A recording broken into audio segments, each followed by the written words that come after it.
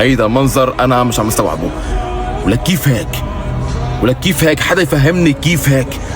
ولك اي فريق بالعالم بيواجه الانتر وبدوري الابطال بميلانو اي فريق بيكون فايت متوتر؟ لك هلا بهالفوتة توتروا الافاعي الزرقاء يا جماعه. لك لامين يامال فايتك بالمصاصه، اللعيبه فايتين كانه فايتين نزهه لعبه وديه، كل جمهور برشلونه متوتر على اعصابه واللعيبه داخلين بهيك دخلي. شفنا لامين يامال؟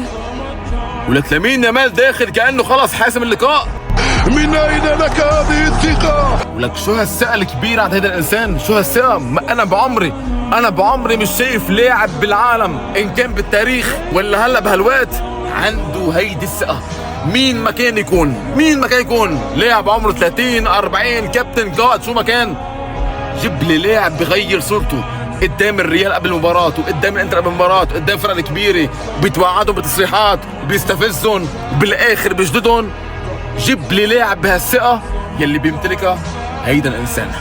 لامين يامال بحال فعلها وتألق وفاز على الانتر، فالكرة الذهبية حتكون من نصيبه.